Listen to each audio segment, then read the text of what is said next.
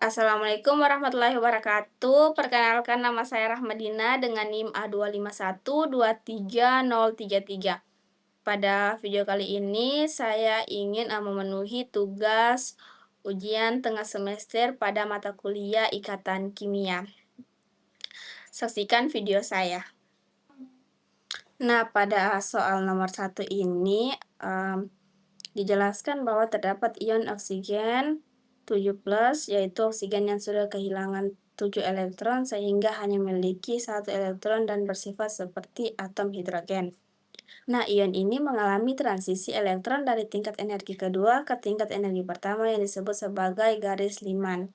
Pada bagian A, kita diminta untuk menghitung panjang gelombang yang dihasilkan dari transisi tersebut.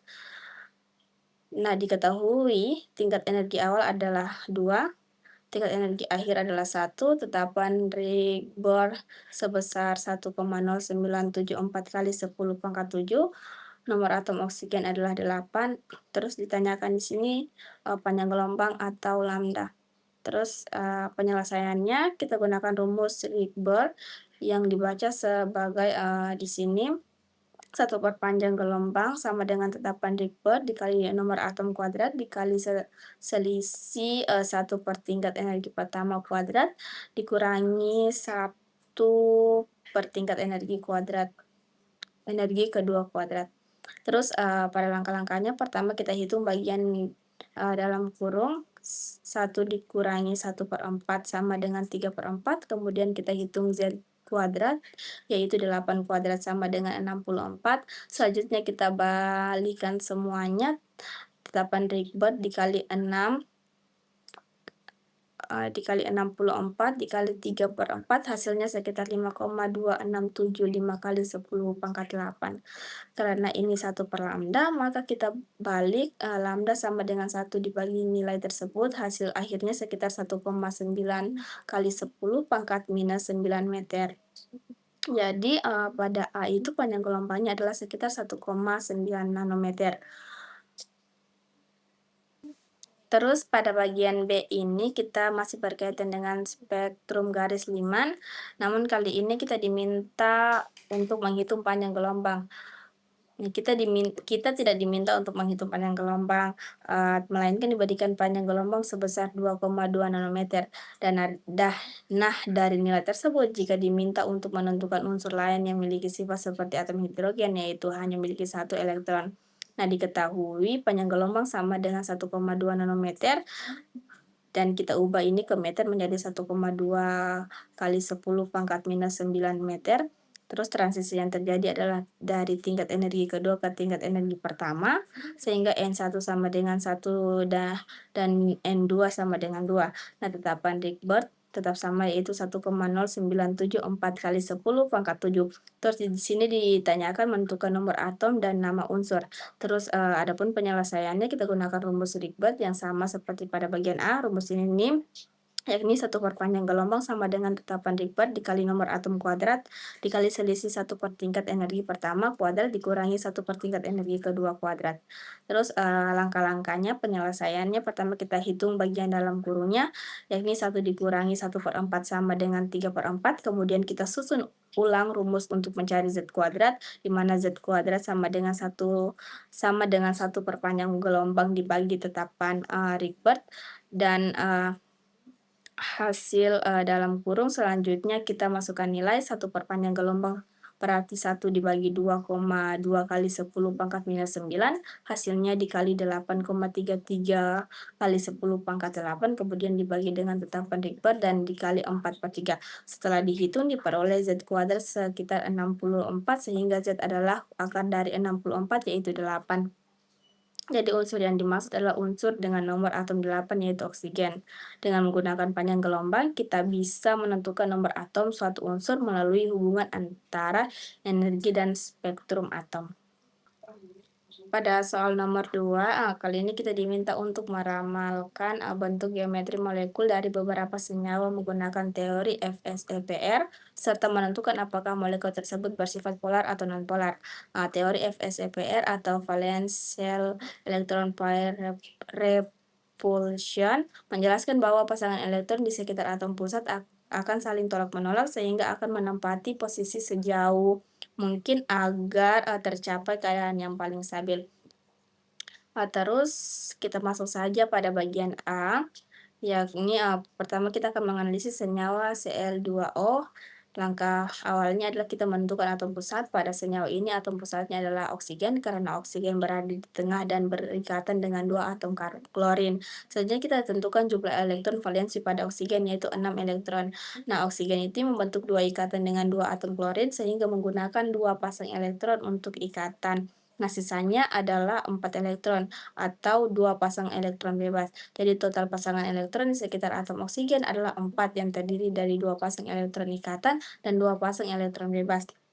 Menurut teori FSFBR, jika terdapat 4 pasangan elektron, maka bentuk dasar geometri adalah tetrahedral. Namun karena terdapat dua pasang elektron bebas, maka bentuk molekulnya tidak lagi tetrahedral sempurna, melainkan berubah menjadi bengkok.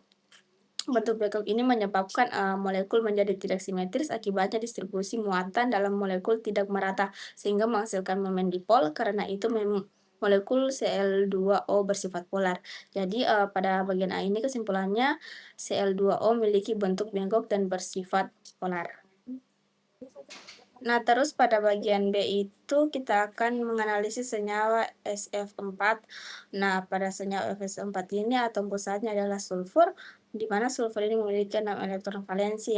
Nah, sulfur ini membentuk 4 ikatan dengan 4 atom fluor, sehingga menggunakan 4 pasang elektron untuk ikatan. Nah, sisa elektronnya adalah 2 elektron atau satu pasangan elektron bebas. Jadi total pasangan elektron di sekitar sulfur adalah 5, yang terdiri dari 4 pasangan ikatan dan satu pasangan bebas. Menurut FSFPR, jika terdapat 5 pasangan elektron, maka bentuk dasar geometri adalah trigonal bipiramida. Namun karena terdapat satu pasang elektron bebas, maka bentuk molekulnya berubah menjadi sesau atau jungkat-jungkit. Nah, bentuk sesau atau jungkat-jungkit ini tidak simetris, akibatnya distribusi muatan tidak merata sehingga molekul memiliki momen dipol. Oleh karena itu, molekul ini bersifat polar. Nah, pada kesimpulannya bagian B ini Fs4 memiliki bentuk sisau atau jungkat-jungkit dan bersifat polar. Selanjutnya kita bahas pada bagian C, yakni kita analisis dulu ion fosfat, di mana bagian C ini yakni ion fosfat atau pusatnya adalah fosfor. Fosfor ini memiliki 5 elektron valensi. Karena ion ini bermuatan negatif 3, maka terdapat tambahan 3 elektron sehingga total elektron valensinya menjadi 8. Nah, fosfor ini membentuk 4 ikatan dengan atom oksigen. Semua elektron digunakan untuk membentuk pasangan ikatan, sehingga tidak ada pasangan elektron bebas pada atom pusat. Nah, total terdapat 4 pasang elektron ikatan. Menurut teori FSFPR, 4 pasang elektron akan membentuk geometri tetrahedral. Karena tidak ada pasang elektron bebas, maka bentuknya benar-benar simetris. Karena bentuknya simetris, distribusi muatan menjadi merata ke segala arah, akibatnya tidak terbentuk momen dipol sehingga molekul ini bersifat nonpolar. Jadi pada bagian C ini memiliki bentuk tetrahedral dan bersifat nonpolar. Nah, pada soal nomor 3 ini kita diminta untuk meramalkan bentuk geometri molekul berdasarkan teori hibridisasi. Nah, perlu kita ketahui dulu, hibridisasi ini adalah proses pencampuran orbit-orbit atom seperti orbital S dan P sehingga menghasilkan orbital baru yang setara dan digunakan untuk membentuk ikatan.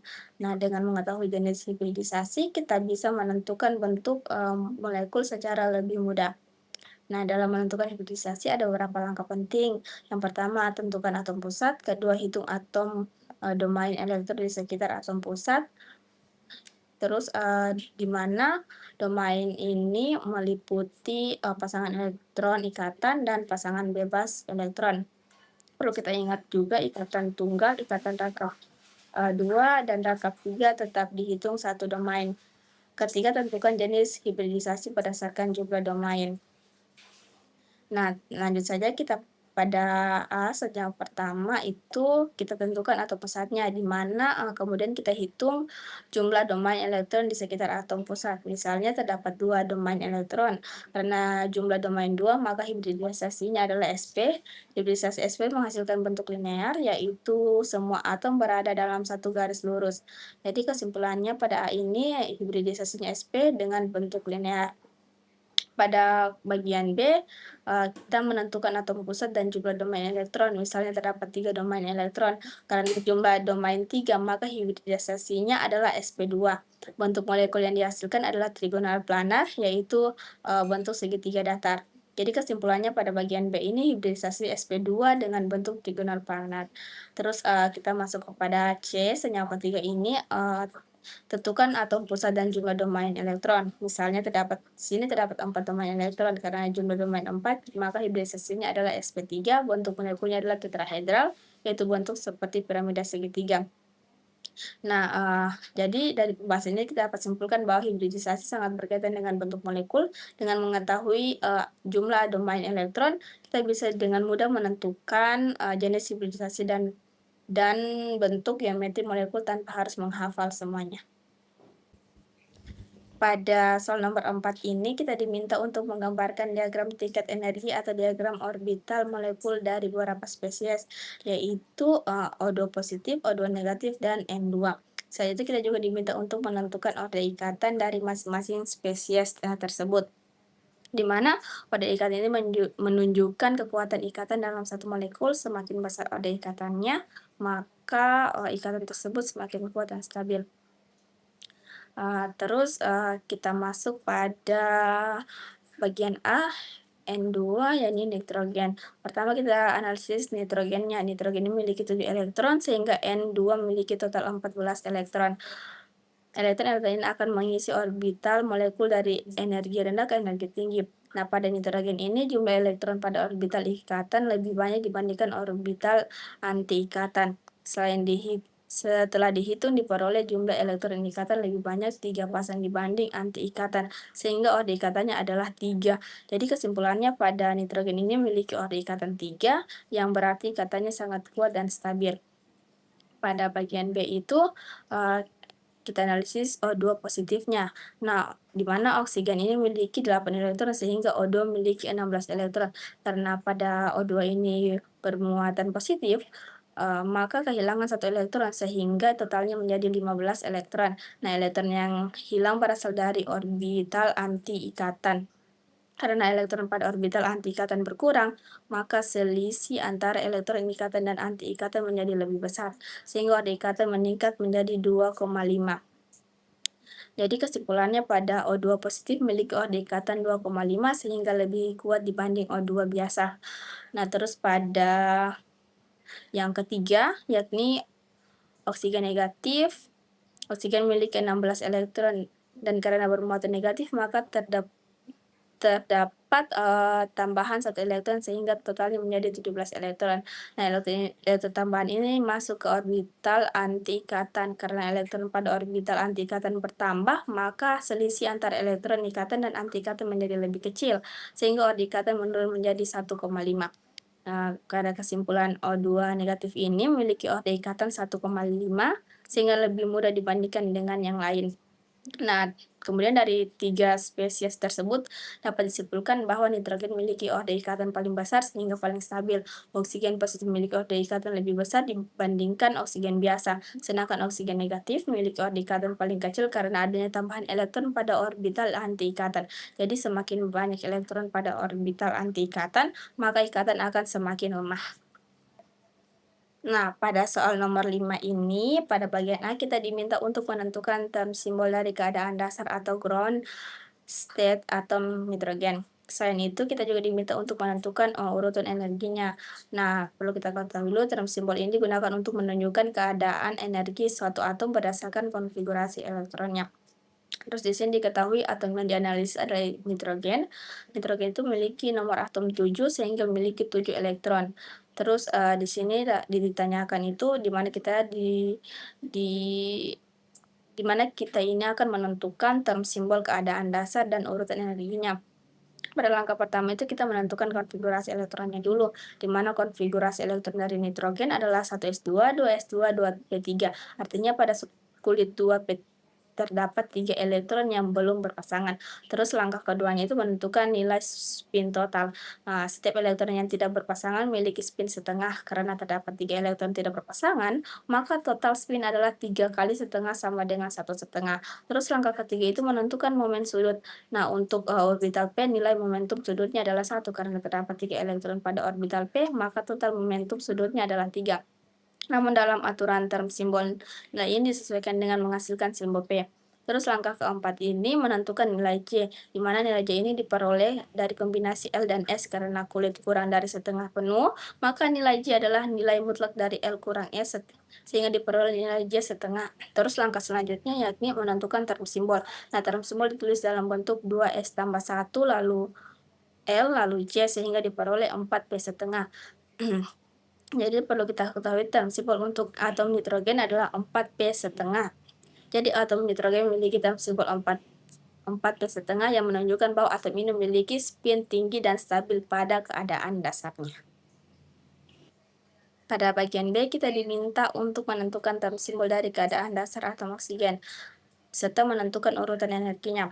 Seperti sebelumnya, term simbol digunakan untuk menunjukkan keadaan energi atom berdasarkan konfigurasi elektronnya. Nah, diketahui atom yang dianalisis adalah oksigen, di mana oksigen memiliki nomor atom 8 sehingga memiliki 8 elektron. Di sini yang ditanyakan itu kita disuruh menentukan term simbol keadaan dasar dan urutan energinya.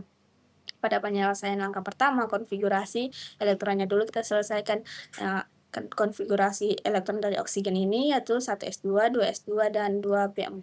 Artinya pada kulit kedua terdapat 4 elektron. Terus langkah keduanya menentukan elektron tidak berpasangan. Dalam orbital P terdapat 3 kotak orbital. Elektron akan mengisi satu-satu terlebih dahulu sesuai urutan Han, kemudian baru berpasangan. Untuk oksigen akan ada 2 elektron yang tidak berpasangan.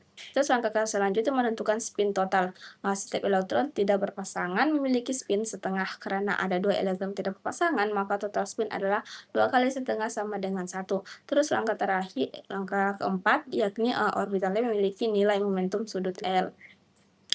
Saya ulangi, pada langkah keempat ini orbital P memiliki nilai momentum sudut 1. Dengan konfigurasi ini diperoleh nilai L yang dihasilkan simbol P. Terus langkah selanjutnya menentukan nilai J. Karena kulit P lebih dari setengah penuh, maka nilai J dihitung dengan menunjukkan L dan S sehingga diperoleh nilai J sama dengan 2. Terus langkah terakhir, term simbol ditulis dalam bentuk 2S tambah 1, lalu L, lalu J, sehingga diperoleh 3P2. Term simbol untuk atom oksigen adalah 3P2. Jadi, atom oksigen memiliki term simbol 3P2 yang menunjukkan konfigurasi elektron dan tingkat energinya pada keadaan dasar. Baik, itulah penjelasan dari saya. Semoga bermanfaat. Mohon maaf jika banyak kekurangan. Sekian dari saya. Wassalamualaikum warahmatullahi wabarakatuh.